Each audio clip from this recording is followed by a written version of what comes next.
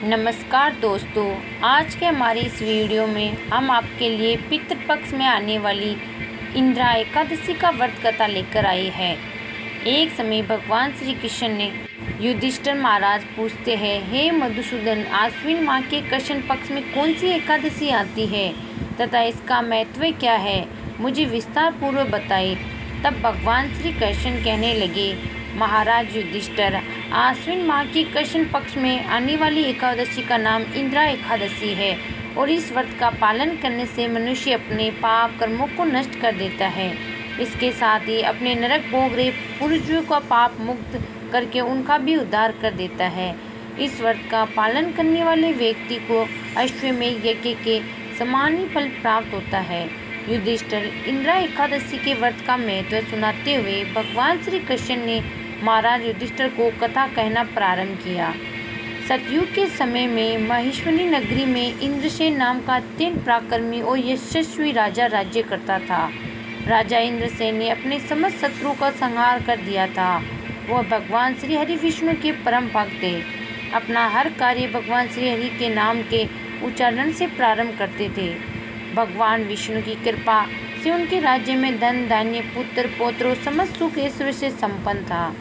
एक दिन राजा इंद्रसेन अपनी प्रजा के मध्य बैठे भगवत चर्चा कर रहे थे। तभी उन्होंने आकाश मार्ग से भगवान श्री हरि के परम भक्त दिव्यमान नारद मुनि को धरती पर उतरते हुए देखा। राजा ने अपने दोनों हाथ जोड़कर नारद मुनि को प्रणाम किया और उन्हें अपने महल में पधारने का आग्रह किया। में राजा इंद्रसेन ने नारद मुनि को उचित आसन प्रदान किया और उनका आदर सत्कार किया। राजा के इस आतिथ्य से प्रसन्न होकर नारद मुनि ने राजा इंद्रसेन से 3 प्रश्न किए। नारायण, हे राजन, क्या आपके राज्य के सातों अंग कुशल है? क्या आप अपनी प्रजा के विषय में विचार करते हैं? क्या आप भगवान श्री हरि की सेवा के प्रति अधिकाधिक समर्पित हैं? राजा इंद्रसेन ने उत्तर देते हुए कहा, हे मुनिवर, श्री हरि की कृपा से मेरे राज्य में सातों अंग कुशल है। मैं अपनी प्रजा को संतान की तरह पालन पोषण करता हूँ और अपना अधिकतर समय भगवान श्री हरि विष्णु की भक्ति में समर्पित करता हूँ। हे ऋषि श्रेष्ठ, आप मुझे अपने यहाँ आने का कारण बताएं। तब नारद मुनि बोले, वह क्या है ना राजन, जब मैं ब्रह्मालोक से यमलोक में पहुँचा तो वहाँ मैंने यमराज की सभा में आपके पिताश्री को देख लिया। उन्होंने वहाँ देखकर मुझे अत्यंत ही आश्चर्य हुआ।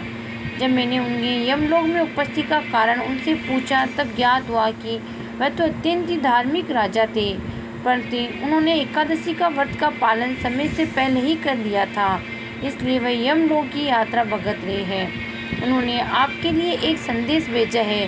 हे पुत्र, तुम नियम पूर्वक आने वाली इंदिरा एकादशी का व्रत अवश्य करना, जिससे कि मैं अपने पूर्व जन्म के पापों से मुक्त होकर स्वयं लोक जा सकूं। नारद मुनि आगे बोले, राजन, मैं तो यहाँ आप तक आपके पिताश्री का आदेश पहुँचाने आया हूँ, जिससे आप एक आदर्श पुत्र बनकर आने वाली इंदिरा एकादशी का व्रत नियम पूर्व करें और अपने पिताश्री को यमलोक से मुक्ति दिला सके। नारद मुनि की बात सुनकर राजा इंद्रसेन जिज्ञासु पूर्व पूछने लगे, मुनिवर, इस एकादशी का व्रत और इसका पालन कैसे करूं? कृपया करके आप मुझे उसका ज्ञान प्रदान करें। तब नारद मुनि बोले, आश्विन माह के कृष्ण पक्ष में आने वाली इंदिरा एकादशी है। दशमी के दिन भगवान विष्णु की श्रद्धापूर्वक पूजा अर्चना करें, अपने पूर्वजों को यज्ञ आहुति अर्पित करें। दशमी के दिन एक बार से अधिक अन्न ग्रहण ना करें और भूमि पर शयन करें। एकादशी के दिन ब्रह्मा मुहूर्त में उठकर भगवान के सामने एकादशी व्रत का संकल्प करें। अपराह्न में भगवान श्री हरि के विग्रह शालिग्राम जी की पूजा करें, भगवान को भोग लगाए, अपने पूर्वजों को भोग अर्पित करें, फिर उस भोग को सूंघकर उस गाय को अर्पित करें। इसके पश्चात रात्रि में श्री हरि के भजन कीर्तन करें। फिर द्वादशी के दिन पूरी भक्ति भाव से ब्राह्मणों को भोजन करवाए और वो स्वयं भी भोजन ग्रहण करें। इस प्रकार इंद्रियों को नियम से रखते हुए एकादशी व्रत का पालन करें। इतना कहकर नारद मुनि वहाँ से अंतर्ध्यान हो गए। राजा इंद्रसेन ने नारद मुनि के बताए अनुसार इंदिरा एकादशी का व्रत का पालन किया। तब आकाश से पुष्प बरसने लगे। राजा ने स्वयं आकाश मार्ग से अपने पिता को स्वयं की ओर प्रस्थान करते हुए देखा।